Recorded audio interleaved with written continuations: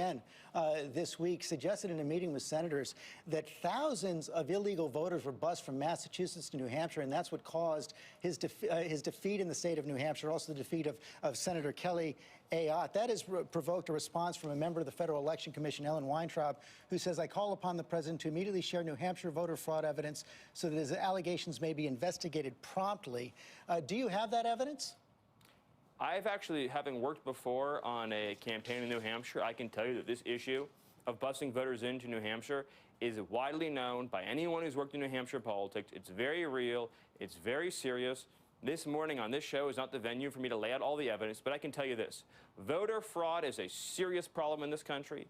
You have millions of people who are registered in 2 states or who are dead who are registered to vote, and you have 14% of non-citizens, according to academic research, at a minimum, are registered to vote, which is an astonishing statistic. You can't hold on a second. You just claimed again that there was illegal voting in New Hampshire, people bused in from the state of Massachusetts. Do you have any evidence to back that up?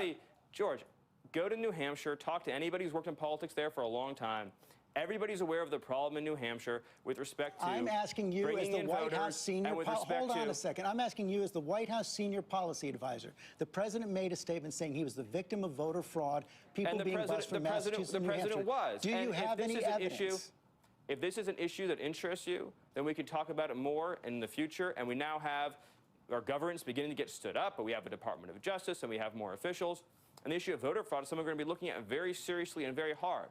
But the reality is that we know for a fact you have massive numbers of non-citizens registered to vote in this country. Nobody disputes that. And many, many highly qualified people, like Chris Kobach, the Kansas Secretary of State, have looked deeply into this issue and have confirmed it to be true and have put together evidence. And I suggest you invite Chris Kobach onto your show, and he can walk you through some of the evidence of voter fraud in greater detail. All right, just for the record, you have provided absolutely no evidence. The president has made a statement. The White House has provided enormous evidence with respect to voter fraud, with respect to people being registered in more than one state, dead people voting, non-citizens being registered to vote.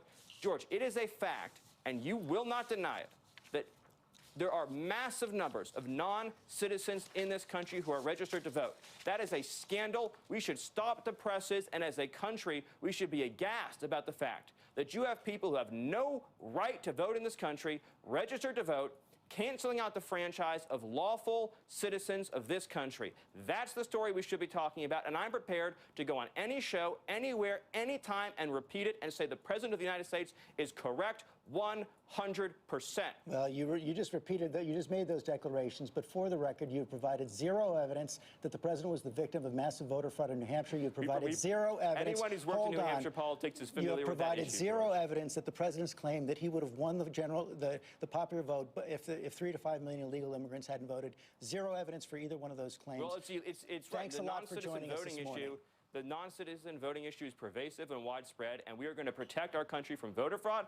We're going to protect our borders from terrorism, and we're going to protect innocent men, women, and children from violent, criminal, illegal immigrants that need to be removed from this country. And our country will create jobs, safety, prosperity, and security, particularly for disenfranchised working people of every background, faith, and ethnicity in this country. You can start by providing evidence to back up your claims.